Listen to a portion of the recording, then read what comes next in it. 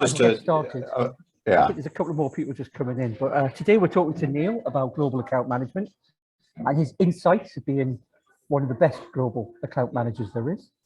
And answering the questions, because I'm not sure about my internet connection, I'm going to hand over to Paul Stead, because I'm in a coffee shop and chances are it'll just drop out any moment now, or some baby will start crying. So, Paul. Yeah, but I don't want to do it because I'm doing other things that are far more important.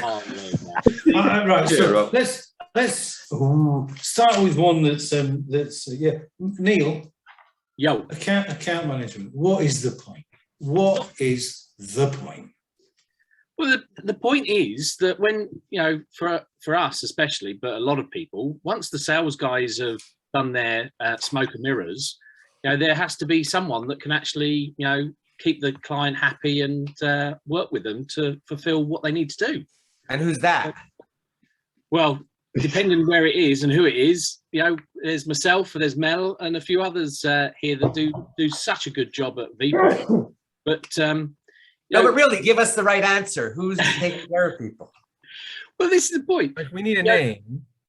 Account management is the road for continuous work.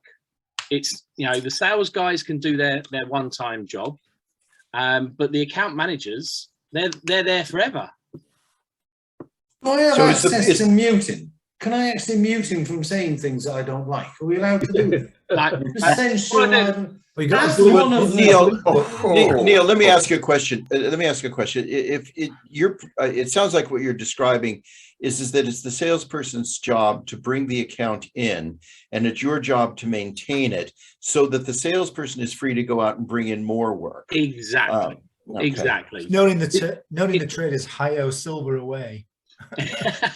Well, that would be something else. much to Kelvin's chagrin, that is American. Hang on. Just hold on. As Kelvin and I are, we class ourselves as the young blades around town, out there cutting through the chaff and riding business. To be dismissed so brutally by an account manager, I think it needs a better explanation than we put right all the shit they create, don't you? Well, the thing is, Paul, is that we're there for long term.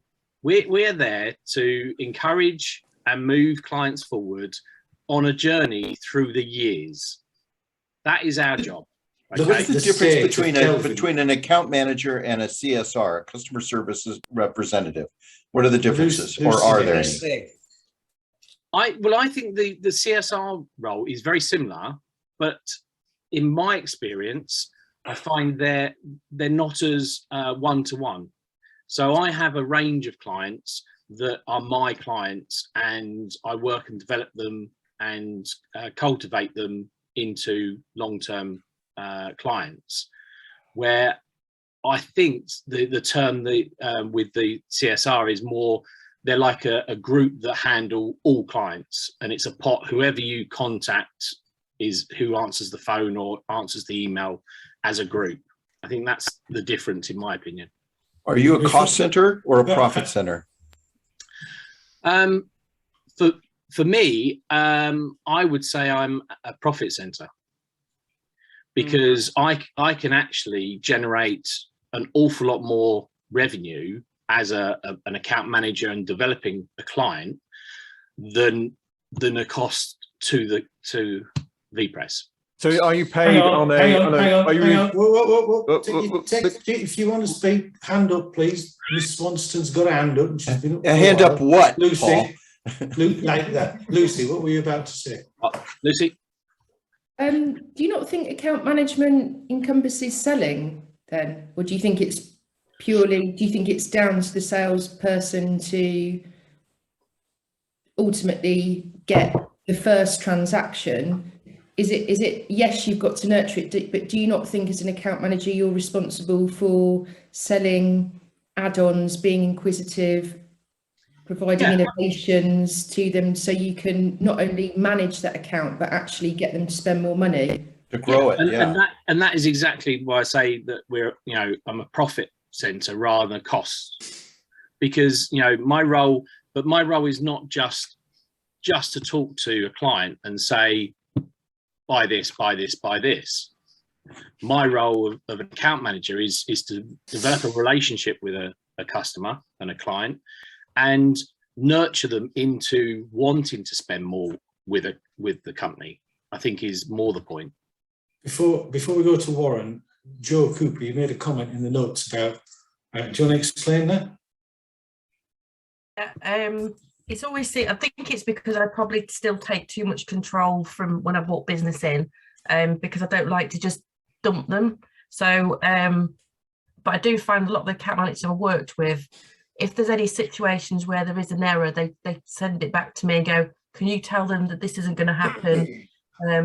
Can you, so they seem to deal with the nice stuff where I'm from, but all the crap stuff they give back to me, which is what I feel they should be dealing with because they're on site. Most definitely. I mean, that may be the difference between a good account manager and a poor and a bad account manager. You know, at which point can we bring Warren both? At the point, good or bad, Warren?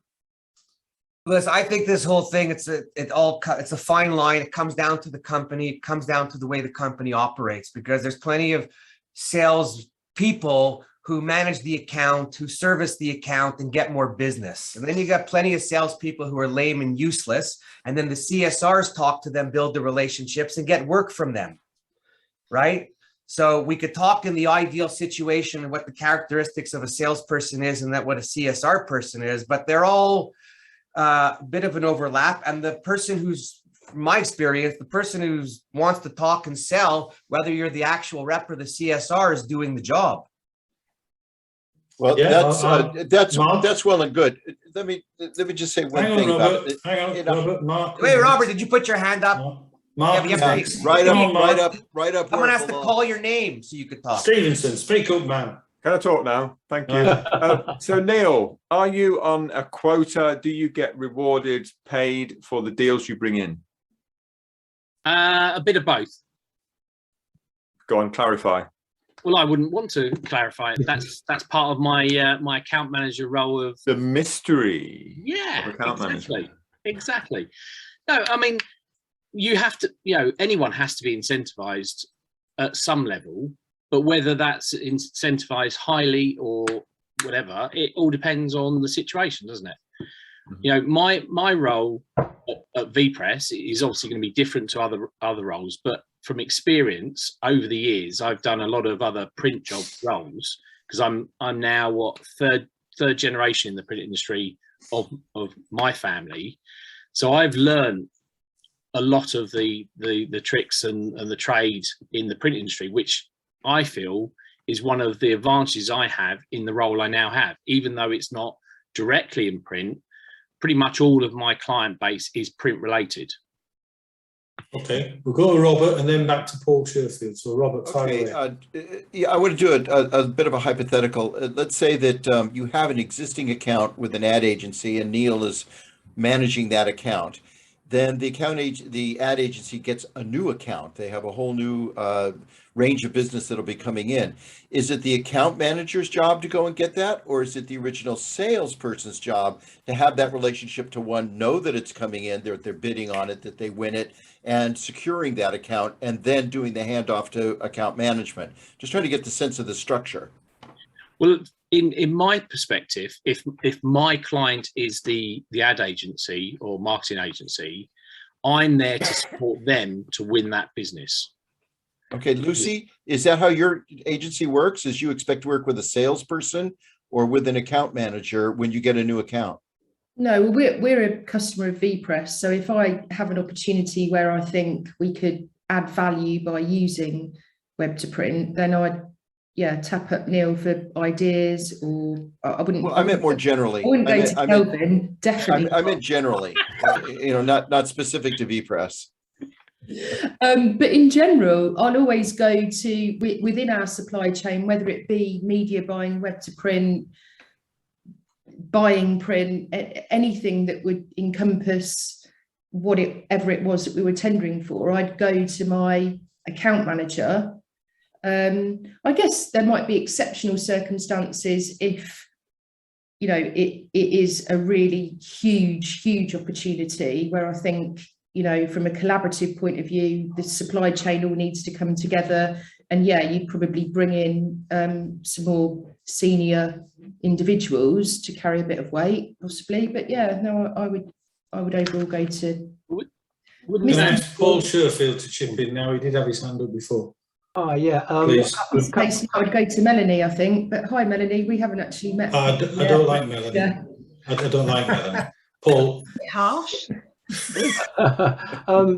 Neil, you've obviously worked in the printing industry and now you're working for a supplier. What are the differences in the role between an account manager in the printing industry and an account manager in your role? The differences, I suppose, I would say that it's different in the fact of where the pressure lays. You know, when I was in print directly with production and that side of things, you know, you're always the last man standing, the one that has to find the extra 2 days out of the 1 day that you've been given to print and that side of things.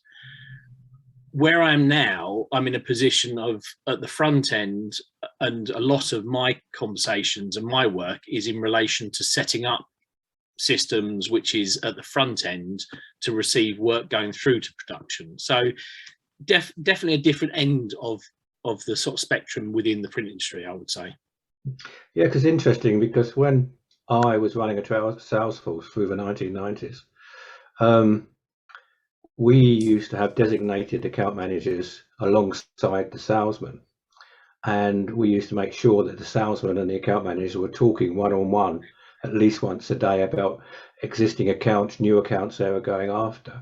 Because one of the first things you did as a salesman was introduce them to your account manager. So they, in fact, they were one entity, but one was inside all the time and the other one was outside getting work. And I think, you can't, probably the salesman was paid about 3 times as much, but that's another argument.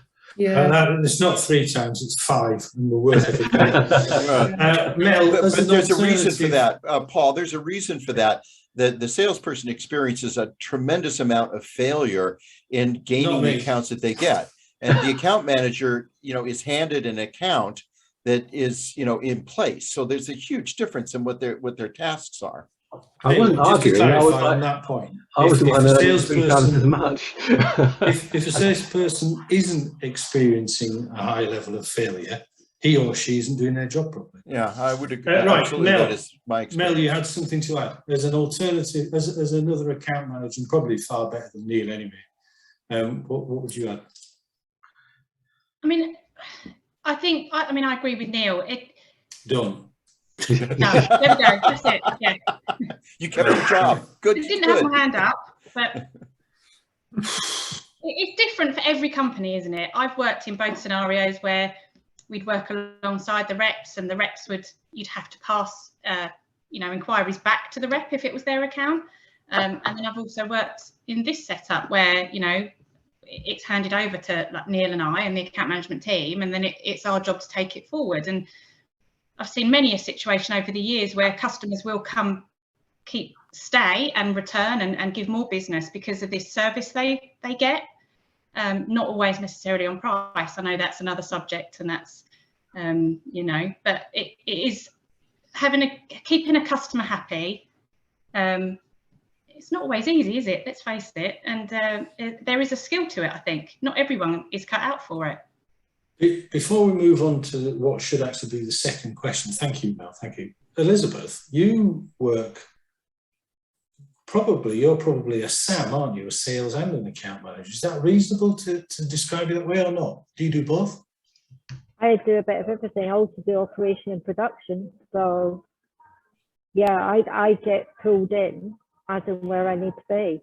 My primary function is sales, but it's not limited to that. And very often, if I'm bringing in a new client, I will do the account management aspect, I will do the operational aspect, I will do the production control aspect of it, just because that's the way it is. And gradually bring in an account manager and introduce them through that implementation process, actually what's happening and how we're going to do it. Do you wear different hats when you're doing it? Because I see Neil does. Ironically, no, I don't, because it's just me, isn't it? It's me just doing me at the end of the day. And I think that's a big part of being a good account manager, is the fact that you are yourself in front of people, and people respect that because they learn to trust that far more than if you're putting on different hats and different personas for different situations. People don't trust that because which part of your character are they going to get on that day? They like to know what they're dealing with, and I think being upfront, completely yourself, is the best way to make that happen. So Yeah, Neil you choosing. want them to pick up the phone, don't you? If they've got a problem, they want them to pick up the phone to you. You know. So Neil Yeah, choosing totally, to use a totally. helmet on the last one wasn't really the right one, was it? That day in the office. It depends on why he was using a helmet, Paul. Right. Okay. Let's move on. Account management. Everybody's got a view on it, and I think we're all on the same page. But how do you manage accounts globally? What is going on there? So I have a range of clients across the world, ranging from Australia through to the US. All won by the salesman, yeah. All won by the salesman in some areas. I'd like to point out that, you know, one of the clients in US was from from Australia's that has expanded through, but it's all about setting the expectations. I mean, I'm not available 24/7, but what I am available is at times that my clients know. So my clients in Australia, they will usually email me, text me, message me, want to talk to me somewhere between the early hours of the morning, and it usually we arrange it depending on time differences in the mornings. The Americans will always be contacting me 2-3 o'clock in the afternoon, and I will speak to them or deal with their accounts during the 2 till 6-7 o'clock in the evenings. And it's all about that's when they know that's when I'm going to be available. You know, I'm not available obviously when I'm sleeping, but if you set the expectations and respond in those hours, the clients are happy.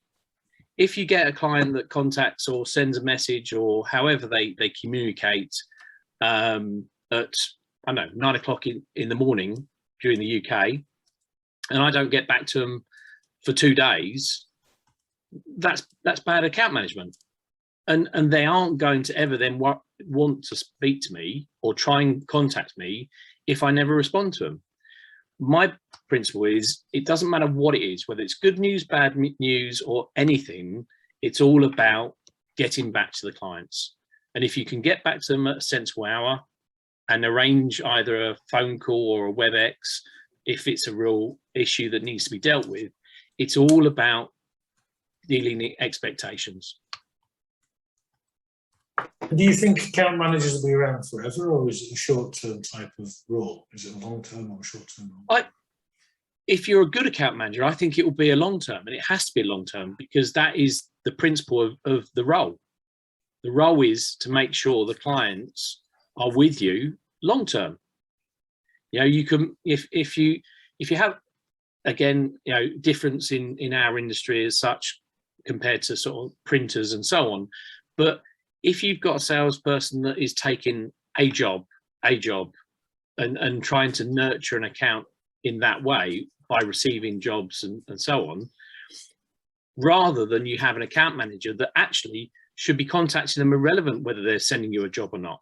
You should be in communication with them. They should be, you know, talking to them about developments, talking to them about things that are going on, whether it's in the company that you're with, i.e. VPress for me, or whether it's just there's an event going on, you know, IPIA event, you know, are you going? Should you be going? It's all about just communicating with your client, and they're happy to talk to you. And if they're happy to talk to you, then they're happy to tell you their woes, tell you their ups and their downs. Warren? It's all pretty simple and basic. I mean, and all the reading in here, it's you have a customer, you call them, you take care of them, you ask them how you'd like them to be in touch with you or you and them. You ask if it's okay to email them. You ask, they all say yes when you ask. So then you have no worries after about when you're doing it because no one wants to say no. And then it's all about staying in touch with the people or the people within your organization, reaching out to them in a phone call or an email just to say hello, want to stay in touch. Is everything okay? You don't always have to call to sell something. I think that's the point, is that a good account manager isn't just contacting for contacting's sake. It's about talking about, like I say, the industry, not talking about, you know, so have you got a job today for me?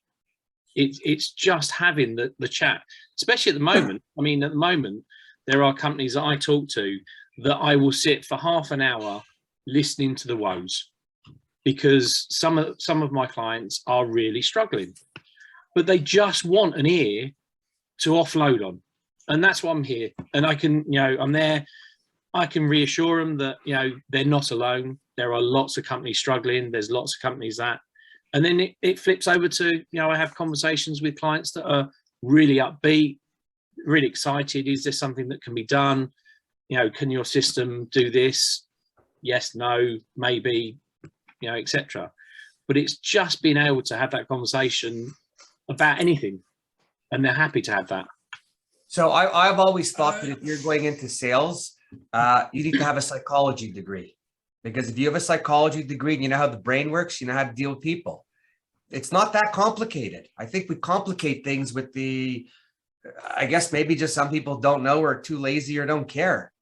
But just be considerate to people, and it comes back at you. Lazy is a killer with some of the people I know. Sharon, welcome out of the darkness. You put I thought you were referring to her as lazy. You got to watch how you say things, because, you know, sets the bad tone. Well, that would bring us on to a question soon about cultural differences. But Sharon, what were you about? So I wanted to sort of respond to what Warren said. Yes, you know, it sounds easy, but sadly it always isn't, because, you know, salespeople, account managers have personalities as much as their clients do, and sometimes they feel anxious, or they don't know what to say. So they shouldn't be in sales. Okay, but let me just finish.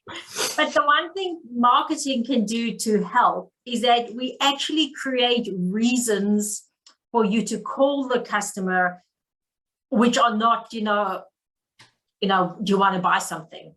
So we create interesting bits of thought leadership or industry expertise that we can actually give to the salespeople, so that when they're calling their customer, they're actually sharing something of value, which is not, please buy from me.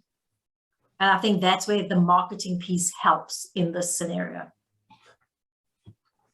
That's all. Anybody got a comment on that before we move on? I agree, by the way. I think marketing is important. I'm a salesman by absolutely in my blood, but I personally, I think I'm a salesperson, account manager, and a marketing person all in one, but that's a different thing. It's because I've got split personality. Right, okay, what skills do you need to be a good account manager, Neil? What are the important things in you or Mel that we can rely on? Thank you, Sharon, by the way. Thank you very much. Listening. What? You need to listen. Listen. What? That's the 2 ears, 1 mouth. The first port of call. Because if you don't listen, you don't know what the client wants. You know, Kelvin sold the dream. You know, he's very good at selling the system and etc. But sometimes you have to then take it a step back to make sure the way we set up, the way we use the way our clients use the system is the way the client needs to use the system. So it's all about listening and listening to what they're trying to achieve, because the other side is that without listening, you don't know where they're trying to get to and what's their goal. And Mel will, you know, back this up, is that she's had a few clients that they actually don't know in themselves what their goal is. They think they know the path they want to be on, but actually we have to get out of them what their end goal is with our system, and then work it through for there. So answer the question. What was your key, your skills? You can't just be listening, can it? Well, but from there, you know, it's, I mean, for me personally, I'm, with the experience I have in the print industry, I tend to know all of the processes all the way through to, you know, printing and outputting and finishing print. You're fortunate. Yeah, but that's hopefully that's what makes me very good at what I do, because I can have a client that comes to us saying, right, you know, I want a web to print system. I want to do this. I want to do that. And I'll say, well, but have you got the infrastructure behind this? It's all very well. You've now got the web to print. We can sort that out. That's great. But if you're going to have one guy sitting there that's just going to be pressing a button to receive the orders and process the orders and so on, it's a very expensive web to print system in the back end. So it's a case of, you know, okay, so you're looking to receive this sort of work. You're looking to output it, and what are you going to receive from us? How do you want to receive it? We can work this, we can produce this, we can set this up for you. And it's all about thinking beyond what actually my job as an account manager for VPress is. It's more about working with the client on all of the other bits. Now, if that means that you have to say you're going to need to buy something else, then that's what I will say, whether it's off of VPress or it's, you know, whether it's some other workflow solution or something else. It's all about making sure the use of our system works with the client and what they're trying to do and achieve. Okay, all right, Mark. So what you're saying, Neil, is you're a consultant. Yeah, most definitely. I mean, a prime example of that is about 4 or 5 years ago. I had an American print company that was taking on one of our larger brand clients, and again they turned around and said, no problem at all, we can sort that, we can do this, we can do that.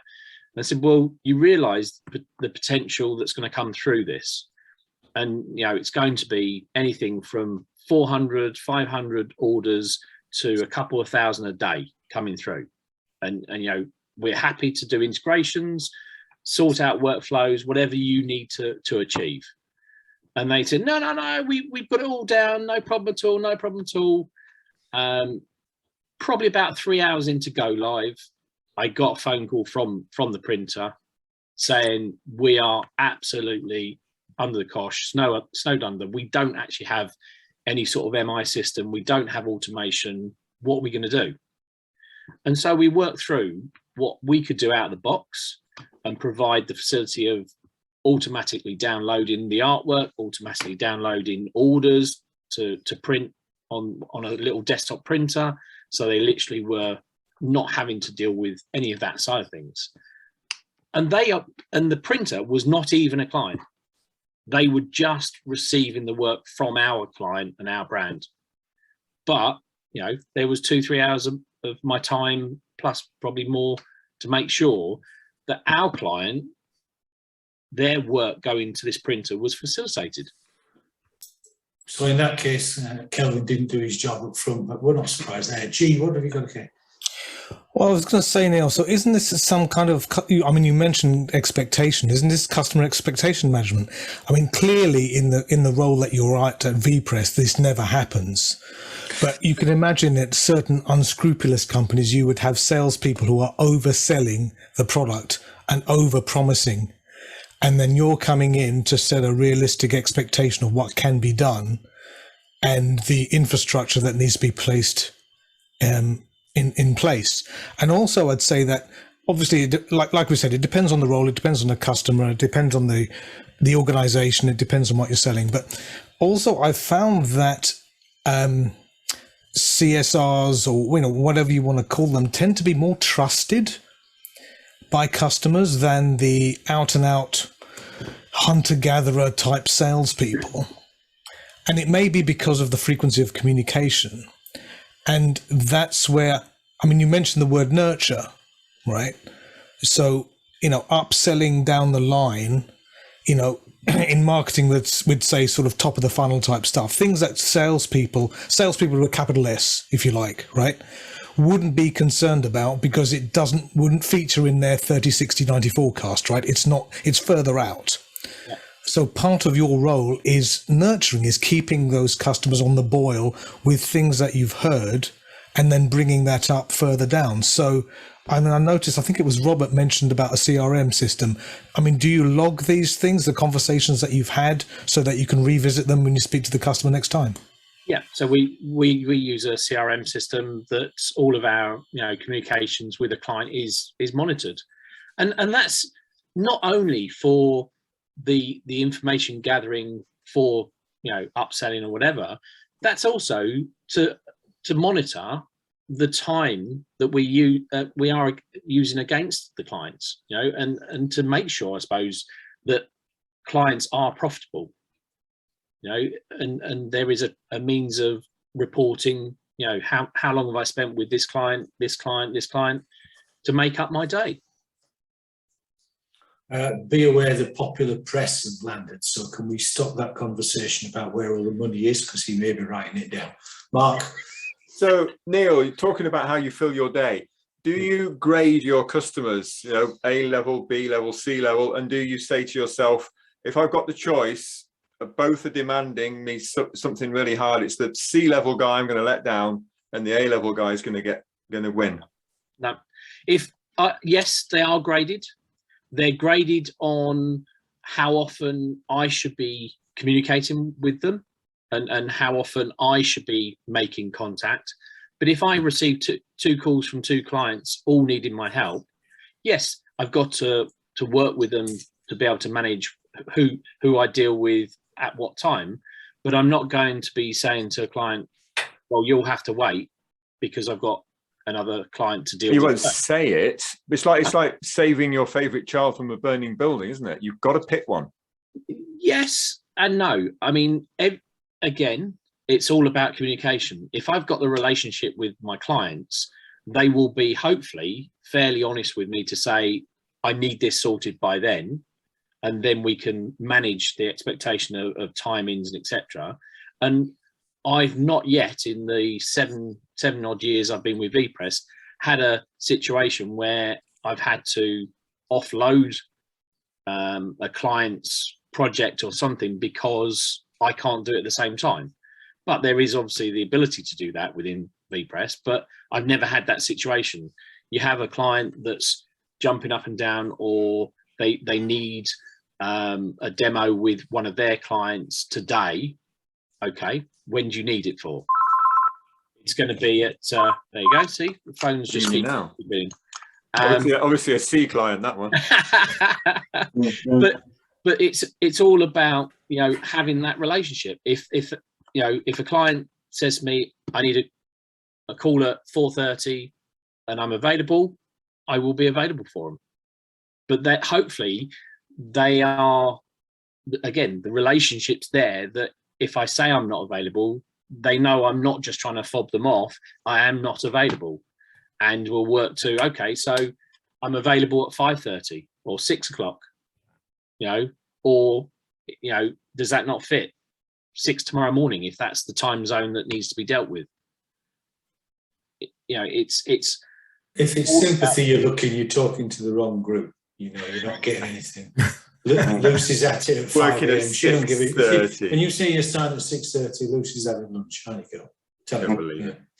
So, what is your best achievement then, Mark? Mark? Yeah, Mark. What is your best achievement? Just getting my camera to work today was a great Actually, achievement. listen, in all honesty, I did an appointment a few weeks ago with Neil, and twice in that appointment I called him Nigel, and he didn't call me up once. Sorry, you're now Mark, Nigel, Neil. Yeah, exactly, and see exactly that. I'm not there to criticise. I just flow with it. He calls me whatever he calls me, as long as his client is happy and getting the information they need. Best achievement, I would say we have systems that are being used by obviously the top drinks brand in the world, as far as I'm aware, soft drinks and coffee. Apparently they're very big in the States on the coffee side of things.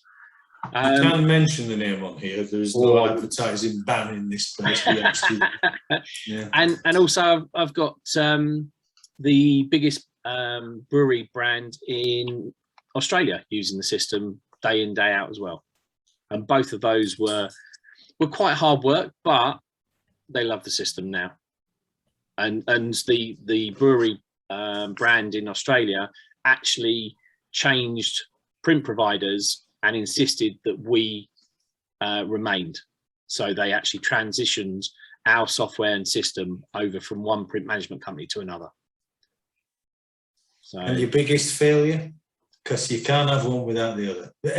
failure. In sales, in this industry, you always, other people see your success. Yeah. Sometimes other people see your failure, but it's easier to hide the latter. So yeah, I have to say,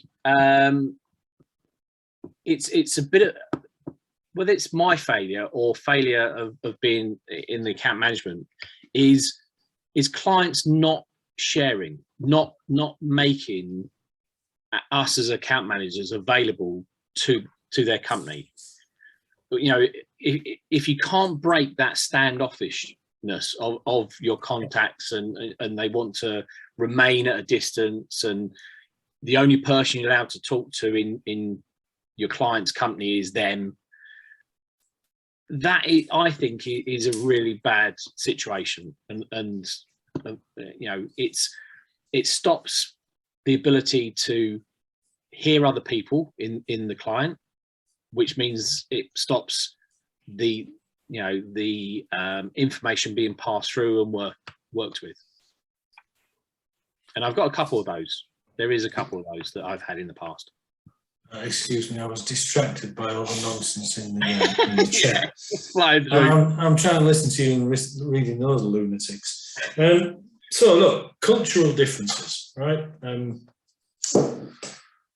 Have you fallen foul of language problems with cultural differences? Because there are certain uses of terminology which will get you a punch in the mouth in the UK, but it won't necessarily in the States. And also Americans don't understand sarcasm, do they? So have you any examples of that?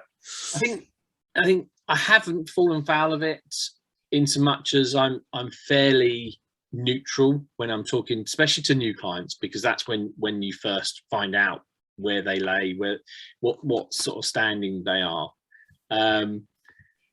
Sarcasm online doesn't. Not just humour. Yeah, I mean, I haven't. That's the thing. I haven't.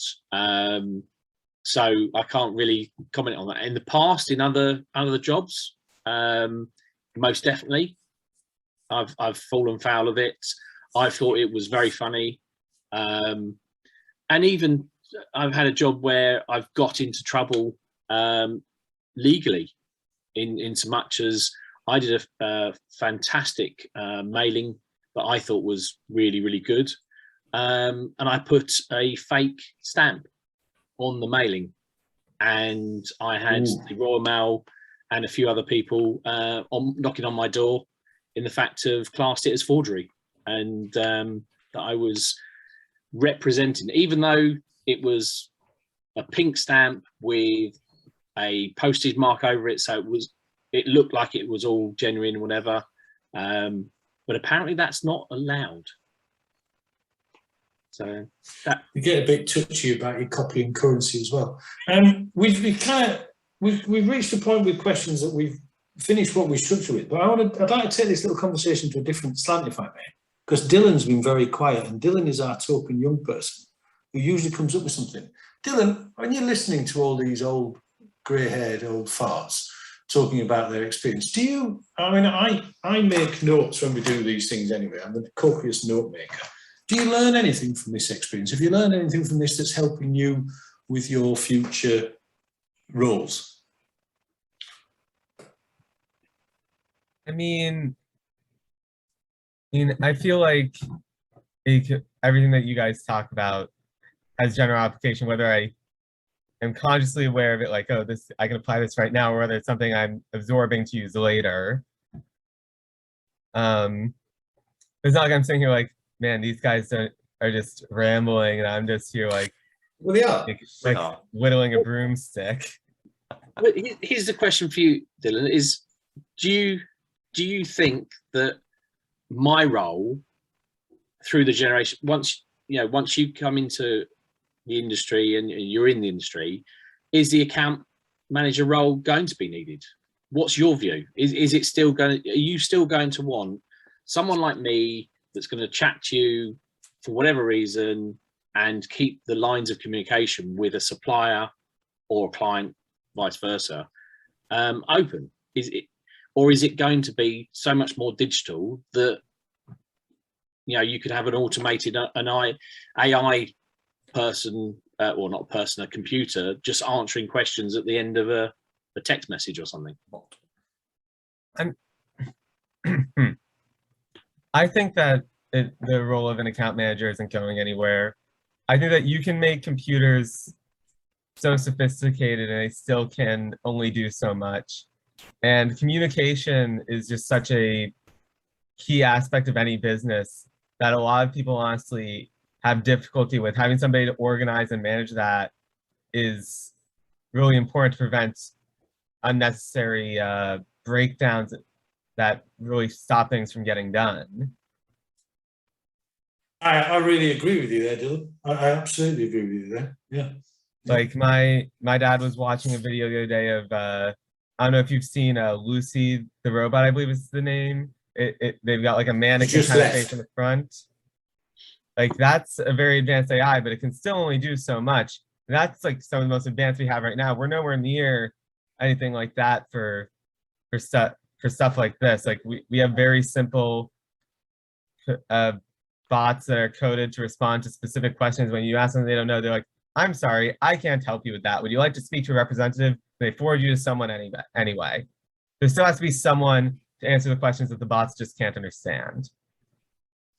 Yeah, agreed. Sorry, Mark, just before you, Paul Sherfield had his hand up first. I'll go to Paul, then come back to Mark. Thank you. Thank you. It's interesting. A couple of days ago, I was talking to one of the recruitment companies in the printing industry, because a friend of mine runs one, and he was saying that there's lots of vacancies for account managers, account people now, and they're getting very difficult to fill, especially from younger people, because they don't want to do what are often very extended hours. You know, when companies are busy, I mean, it's not unusual for account people to be there 10, 12 hours sometimes with the smaller companies, and they're expected to work these sort of hours. And increasingly, people aren't prepared to do it anymore. But is it that, or is it the art of communicating and chatting to people about things that maybe aren't so scripted? Is it that? Because I've, you know, when you talk to a lot of people, if you can't talk and chat, if you haven't got a script that you're asking these questions, or you are contacting a client to ask this question and so on, is that being lost a little bit? Because so many people or youngsters, makes me very old, but texting, WhatsApping. I mean, I now have clients that do WhatsApp me, text me, Skype me, and all these different communications, but it's very plain. There's no you know, I was going to say thought, but not thought, but just emotion in those messages. I think it's a combination of the required technical skills, which are quite high in certain print markets. You know, what foils to use, what binding methods to use, what you expect won't suit this job, those sort of communications. And I really can't comment on the social skills, if they're there or not. But I don't think it's a job anybody would want to do without some good level of social skills and being reasonably articulate. You know, the expectations now seem to be quite high on joining any organisation from younger, and I say, you know, probably people below 35. And apart from the fact that they still see us as a inky industry, which we're not, I think certainly in a lot of companies who work 24 hours a day, 7 days a week, the sort of coverage that account managers are expected to give doesn't make it very attractive. Well, just to point out that, you know, I was, what, two and a half years ago, I was sitting in a meeting with my sales director. It was a Wednesday afternoon with a potential stroke new client, etc. And it was agreed quite easily far too easy as far as I'm concerned, that I was on a plane to Australia on the Saturday afternoon, and I had to go. And so, yeah, it can be demanding. And that was, I was gone, you know, for a week. So I had 36 hours there, 36 hours back, and 4 days doing what I needed to do to deal with a client. As I said earlier, if it's sympathy you're looking for, you're in the wrong pub. No, Mark, it's your shot. On to Mark, and then we'll go to Rob. So Mark and then Rob. Okay, I have got a question for you now, but just talk about bots. I was abroad yesterday, and I got a text from Vodafone 3 times in the day saying, "You have no voicemail messages. Please ring 121." So I posted on Facebook, "Dear Vodafone, are you asking me to ring 121 to find out what message I haven't got?" And they replied saying, "If you pop us a DM, our bot will answer. Tell the bot that you have a question, you've been asked to send a DM, and then you'll get through to one of our operators." And I just gave up at that point. Sorry, bots are great, but the bots got in the way of the customer service. Just rubbish. Anyway, Neil, talking of awkward customers, obviously I'm one. Have you ever sacked a customer and said, "That's it, enough, you're out of here"? I've not sacked a client. Within VPress's times, I have certainly had a client that we've talked that it just isn't working. It's not for them, and that was more technical. Their expectation again wasn't what it needs to be, and it wasn't a new client. To be fair, they'd been using the system, but they wanted to go in a direction that really didn't fit our solution. I bet Kelvin has. I bet Kelvin sacked someone because they're an arse. Yeah. Oh, he's not have, here. yeah. Is he here? Yeah. Right. Can't see him. There you are. Have you done that, Kel? Yeah. There's been we've had a client that we just couldn't work with. They were never happy, and it was a case of giving them money back and go our separate ways. And then they went bust about a year later. But you're still talking to Paul. That's amazing. I haven't cashed the check yet. I think that's why. Rob, you had something to add. Yeah, I come late into the conversation, so forgive me if I repeat something that's already been discussed, but I think that the new role for sales in all organizations everywhere around the world is changing for sure. And it's developing into a more of a hybrid approach. So there's already information out there, so people are already know everything about the product before they even walk in the door. However, this week I went into a car dealership and I said, "Hey, how's it going? I'm interested in this car on the lot. Can you tell me what the price is?" And he said, "It's online. Just go look on it online." I thought, this is kind of stupid. I'm meeting a rep personally that can help sell the vehicle, and he's pointing me to go online.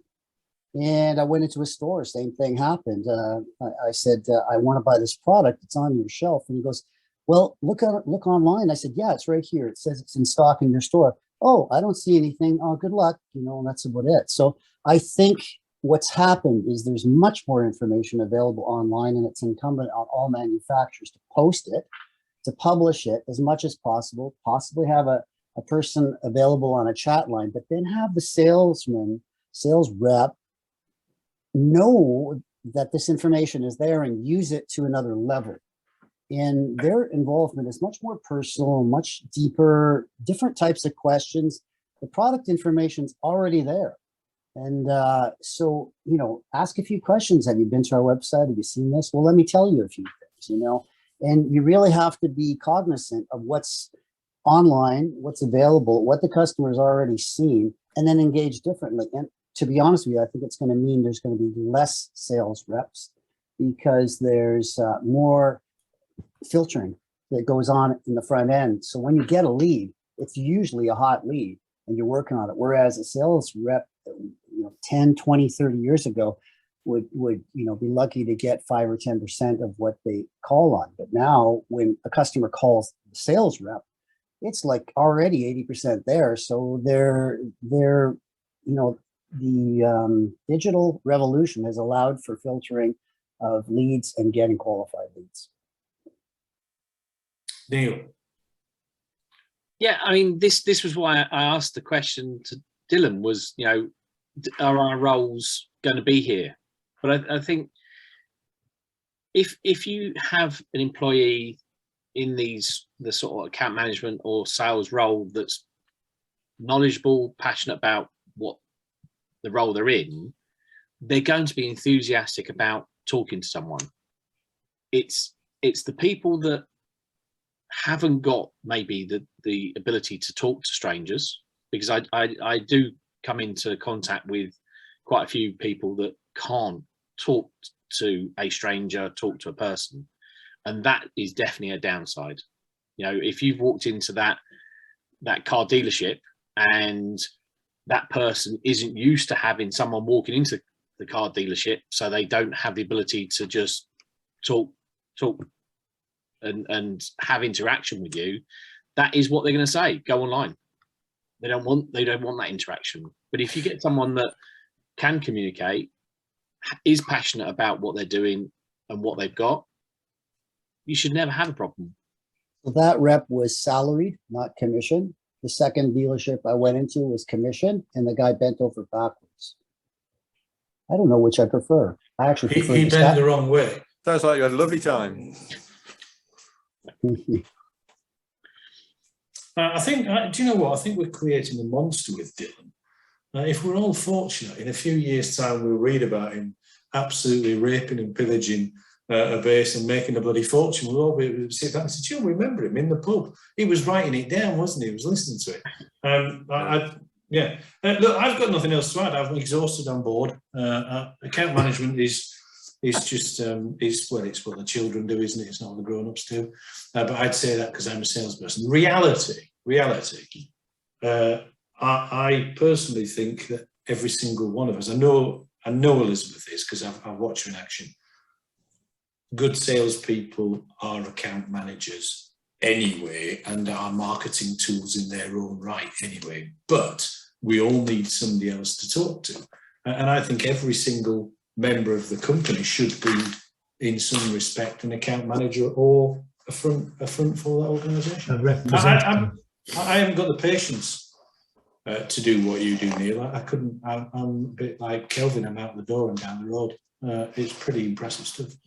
Yeah. Plus, it's an allocation of time. You don't want your salesperson dealing with some of the detail things that take research and exploration of what a solution might be. You want them out making contacts and generating sales and call them relationships or whatever you want.